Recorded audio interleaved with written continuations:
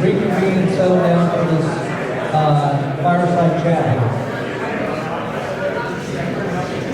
Hey, gentlemen, so come on up and get going. I'm sure that the crowd are kind of falling, so I'm going to turn over to you, Paul.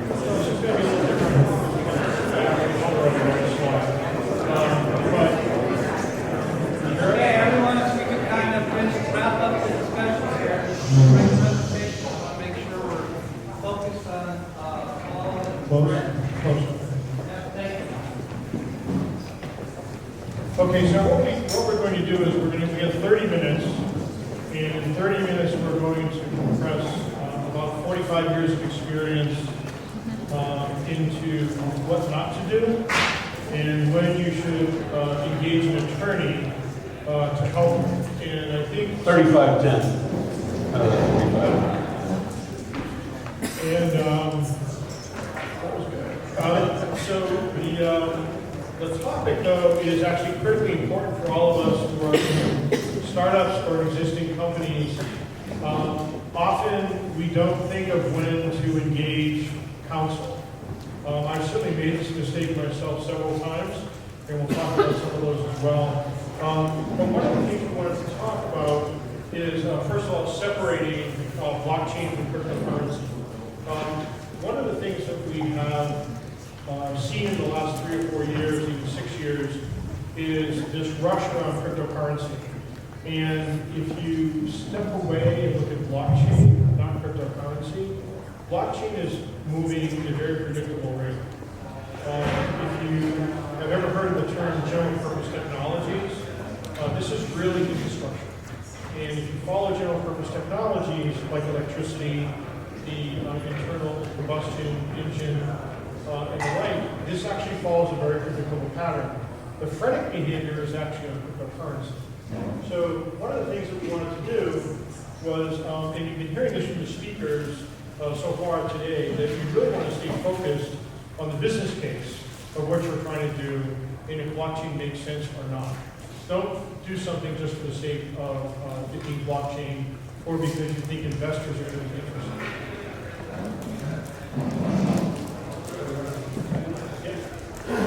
So thank you all for coming. My name is again Brent Wadman. I'm a partner with the law firm of Messner here in Denver, and I do securities work and M&A work and general corporate governance stuff.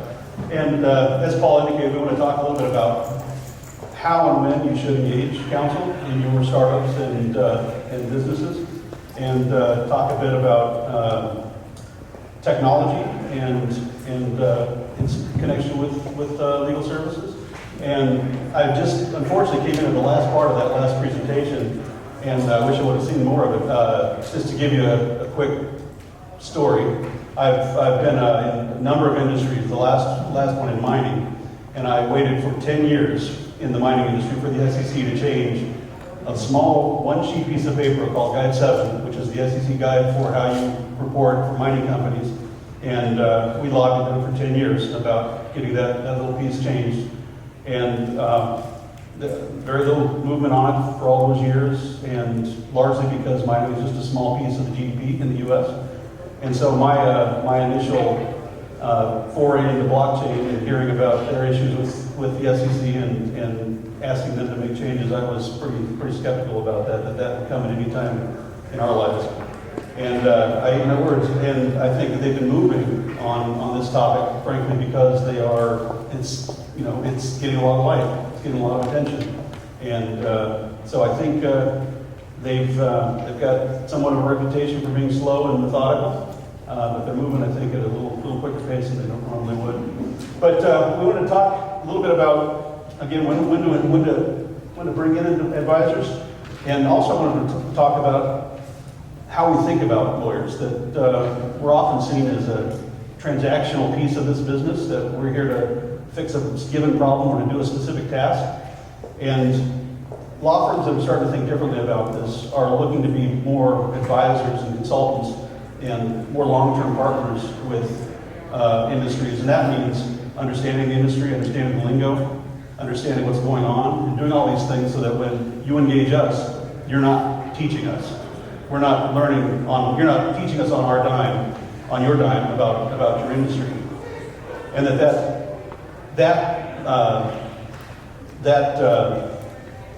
is a change for law firms, that we've grown up in a world where we've had a monopoly on our legal services until just recently, where they're starting to be eroded away on both sides, both from legal service providers and also from others like accounting firms that are starting to do legal work.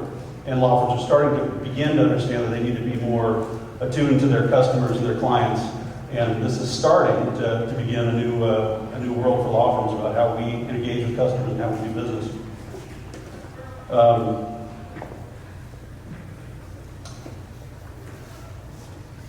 So I think, is that you or that's me? So back to Paul's point about technology.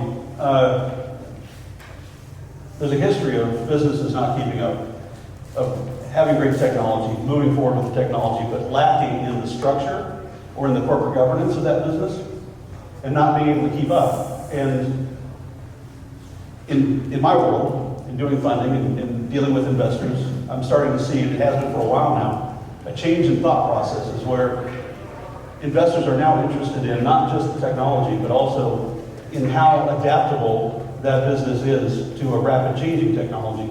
And this is impacting valuations. Investors are starting to look at the structure, the corporate culture about whether or not it is adaptable to rapid changes in technology, and this is affecting business valuations. And so I think it's important that we have a technology that's clearly fundamental, and it's clearly one that's going to create changes throughout all kinds of markets. But for this group, those that are involved in creating businesses that are based on a blockchain technology, to understand that there's also an important point about your structure, your corporate governance, and how those things will impact your ability to adapt to the changes that are going to come. So this is actually a transition slide for us to talk about balance, because what's happening is if you're an entrepreneur and you have cash, one of the reasons we engage attorneys the way we've done that is because we don't understand the value of a long-term relationship. We see a transaction. So we're looking for contracts, we're looking for IP protection, we're looking for some corporate structuring and stuff. And all of that's balanced against cash flow. So that's really the fundamental message we want to get across to all of you.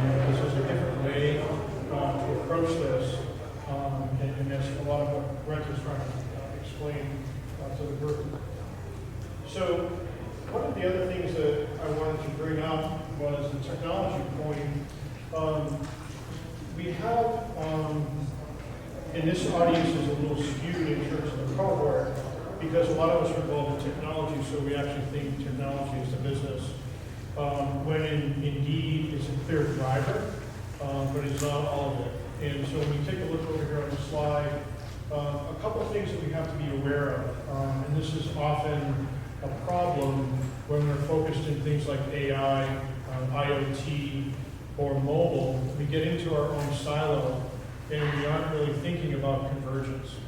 And this is where we get blindsided. One of the things that we will talk about at the very end is the fact that our go-to-market strategy is different than it was even 15 years ago or 10 years ago, where it's much more collaborative, and we actually have multiple partners often coming together with specific expertise bundled together in a framework. So convergence is a blind spot. Disruption is also an area that we have to be very aware of. And then the food trust. We've talked about the supply chain. Essentially talked about that a few minutes ago, and Salesforce as well.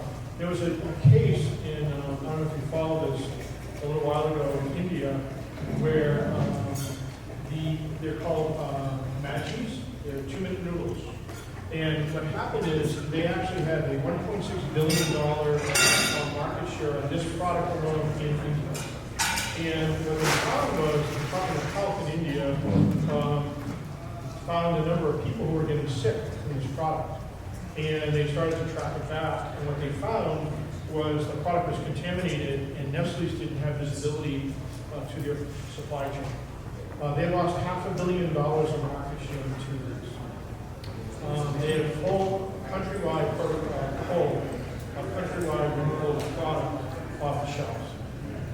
It's given Nestle's an entirely different set of incentives now around food trust, and they're actually doing a lot of work with blockchain and visibility.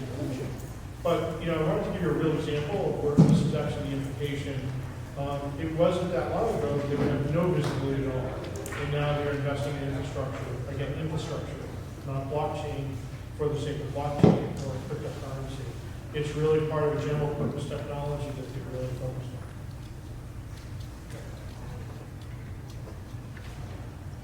The other thing that we talked about was capital, and this actually speaks to legal structure as well. The regulatory group that just spoke to us about tokens and cryptocurrency and raising money, the opportunity this presents for all of us are new ways of finding capital, but we have to be smart about it. And I think we've all seen, and don't have to go too far back, 16 and 17, 2016 and 2017, to see what happened with a lot of the tokenization and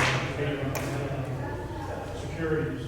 So if you actually take a look at the issues, you see what we're seeing here is technology is not the problem, it's actually the construct around it. So politics, stakeholders, fear of technology, and then regulatory limitations. The group that came before us spoke about the openness of the regulatory environment. I can't tell you, encourage you enough to engage with the regulators wherever you're incorporating to find out how you can work with them. And as an entrepreneur against that time money problem, you're saying, why should I do that? I don't have time to do that. I would argue, and I've had this experience myself, it gets very, very expensive if you don't do it. And it costs a lot more money to reverse it and then try to fix it. If any of you have had companies, LLCs, or even S Corps or C Corps, and you're going to go for funding, the amount of money you spend in attorneys amending, because that's the term, amending documents or amending references that you should have done along the way that you didn't do, can be very expensive. So there's more capital out there. I think Brent can talk about that some more. But I think there's a smart way of raising that money, and that's really when you have to look at this as an entrepreneur. It can't just be around the technology.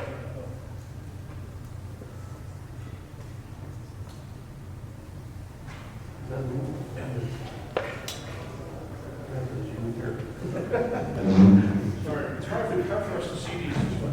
So we talked about in Colorado, this is really local. So Digital Token Act, we also talked about the advancement of blockchain technology. You had some representation from the panel that just came. And then in Wyoming, there are 13 bills that I know in this region we've been watching very closely regarding digital tokens as well as special purpose banks. And legal frameworks that allow us to accelerate and engage regulators.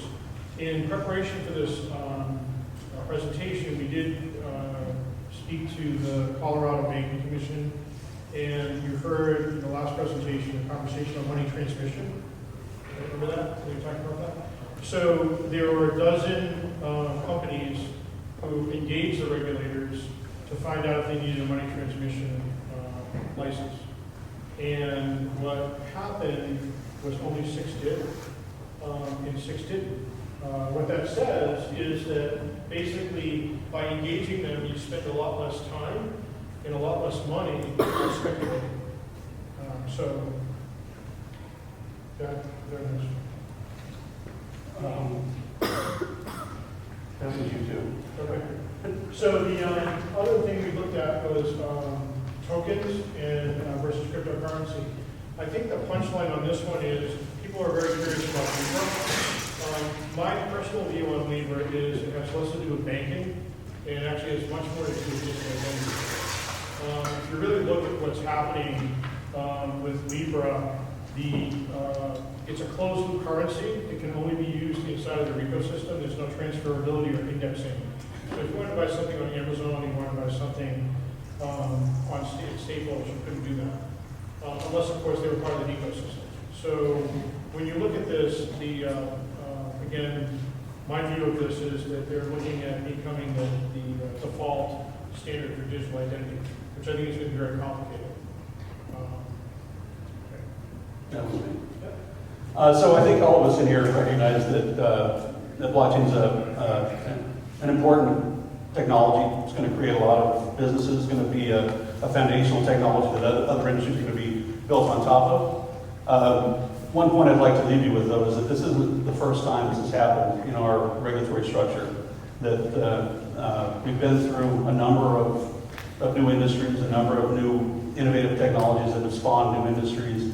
And it's, I think, important to understand from the point of the regulators that they've seen this before, and they've seen the same pattern over and over again, where these technologies spawn new businesses that then begin an initial kind of gold rush to that business that is often fraught with fraud and folks that are trying to get money quick and trying to skirt the rules, and that they have to watch out for this stuff. Their goal is to protect the consumers, to protect investors from these things that they've seen before. And so I know we're all frustrated at how slow that moves, about how difficult and complicated the process is. But I think it's important to understand that there's a reason for that. And the world I live in, the 33 and 34 Act, the Securities Acts, literally came out of the market crash and the Great Depression, and were called truth and securities laws. And so I think it's an important perspective to take to understand that this isn't new. A lot of the issues we're dealing with are unique because of the technology. It has some unique legal issues. But the broad overarching foundation is largely the same that we've gone through in a number of different industries that have come online. And there's a reason why, the U.S., everyone wants to do business here. We all want to have our companies incorporated here for a reason. There's a lot of underlying factors to that, but a large one is the stability of this system. And it is stable because, in part, it is a bit slow, and because, in part, it is a bit burdensome. And it is a well-thought-out system that has been working for quite a while. And it gives securities in the U.S. a little added benefit that they know that these courts are largely independent, that they have a rule system that's been followed for a long time. A lot of the issues that you're going to deal with, if you have some kind of a dispute, have been dealt with before. And so we have a lot of trust in the system that imparts value to securities in the U.S. I think the next slide, please. And so, in that vein, one of the things that I often talk to people about is they're interested in how do we do this quickly? How do we get around being called a security, or how do we not somehow we get around the rules? And most of the time, I've noticed that if we spend the effort and the time to stay compliant with the rules, we get a lot further than we do if we are spending all of our time spending and money spending to try to get around them. I think we've all seen the recent block stack Reg A filing. It's gotten them quite a bit of publicity by staying within the rules and following an SEC-approved Reg A funding. And I think that the point we'd like to come to is that if we instead think about when during the process of your company's funding is it a good idea to reach out to counsel, to talk with folks who are advisors that have been through this before, that we may spend less money. We may, if not less money, spend less time, less frustration. When we ultimately do decide to come to a point where we need to do a raise or we need to do a sell of our company, that we've already done these things that make that process a lot quicker. So the other thing we're trying to convey is that the business has changed where we are doing work as networks of companies. So I mentioned earlier the example that the ecosystem is what we come to market with. I just wanted to bring to your attention an example that we work with every day, PowerPoint. Right? So PowerPoint slides. If you've ever looked at the end user license agreement for the PowerPoint slides, there are 148 different companies who contribute IP to that product. That actually doesn't look a lot different than the way some of us go to market with blockchain companies. So we have an area of expertise. It may not be payments. We may be doing supply chain. We may plug into payments, inventory control, et cetera, et cetera. So I think that part of this is also recognizing that not all of us are adept at partnership agreements. So we know what our technology is, we know how to solve the problem, but that's another area where we can actually use advisory services. Again, it's one of those things that we get into late, we're not thinking about it. So it's, we have to do a partnership agreement. Can I just have one of those? Just send me a draft, and sometimes they won't come. So I just thought that was an example that would be helpful because there are a lot of different partners involved. And it actually represents our go-to-market strategy as well. So I've got this slide in here. For those, I know we've got a group here. We've got, I'm sure, securities lawyers in here. We've got folks that have never seen these terms before. The point of this slide is to let you know that there is a whole world of options between your friends and family funding this business and an IPO going public. It's, I won't fool you to say it's not complicated. Securities law is a very complicated subject. Anybody who's telling you that something looks like a security is a security, especially in the blockchain space or any other high technology space, isn't giving you the full story. It's really a complicated subject matter. But we do these things all the time. And so the point of this slide is not to go into the details about Reg D offerings and Reg I offerings, but rather to tell you that there are roads and options out there that you may not have heard of, that lawyers deal with all the time in funding businesses outside the blockchain space that all apply to you. We also have networks. And networks. That's another good point. That law firms have for a long time played gatekeeper for investor networks and folks looking for money. And so I think that's at least the goal of ours that we try to break down some of these barriers. That I can't fool you and tell you it's not complicated. It is, but we're trying to reduce the complexity of it, trying to reduce the things that keep people from looking at these ideas. And this one I've got in here to tell you about the importance of investing in Malta. I'm kidding. It's actually to show you that the U.S. is the biggest pot of money on the planet. It's the reason you want to be an equity in the U.S. Like I talked about previously, the reason this is the big giant pot of money is because of the way we do it, in part. And it's not good. I'll be the first to tell you that our system is a horrible system. And it is the worst system out of all the choices except every other choice. This is the system that does it. We've been doing it for a long time. It's complicated, it's messy, but it works. And it does need changes. It needs, and like I mentioned at the very beginning of this talk, I'm used to seeing the regulators move very slowly. They're not now. You may all think they are, but they're actually moving relatively quickly on this subject. But the point of the slide is just that this is why you want to do this. And next slide. And again, the why is it's a stable system. We've got a stable, relatively stable legal system. We've got a relatively stable judiciary that makes decisions for us that we understand are going to be enforced. I've been through this before the blockchain phase when we were all looking to move, companies to Ireland and tax treaty countries. We have the same problem that they did. This money's got to come back and forth somehow. And if we spend the time and effort, we take the time to do things up front that might be a little more efficient, we can do this and get a bigger bang for our buck about how we use lawyers in our time and effort. And I think that was our last, skip the last slide, which is just, again, to recap it. I think the idea is that we'd like to get people thinking about, rather than waiting for the time that you want to do a sell, or rather than waiting for the time that you want to do a raise, we see lots of companies that come to us at that point. And I think talks I've had with folks in the blockchain industry, they'll see advertisements or they'll see news stories about a company raising X number of dollars and it costs them Y number of dollars.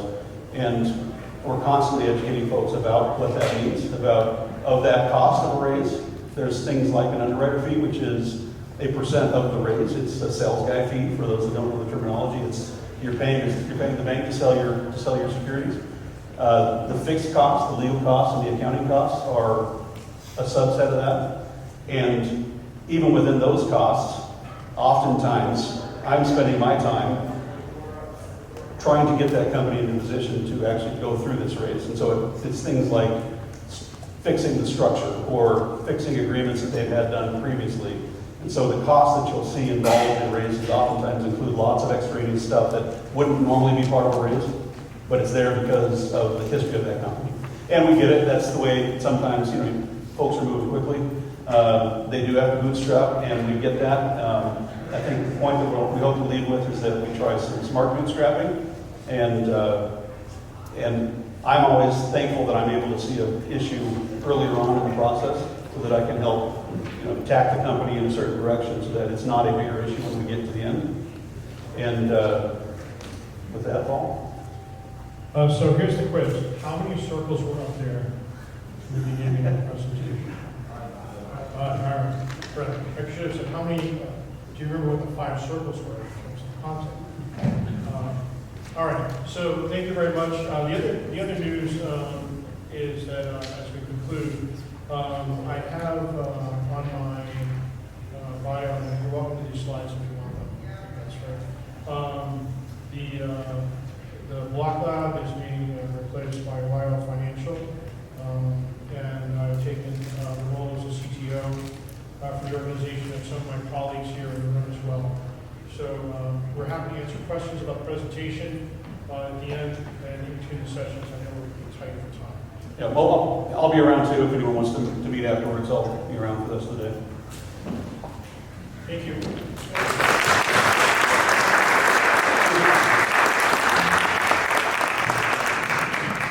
Okay, everyone, so let's take just a couple minute break here.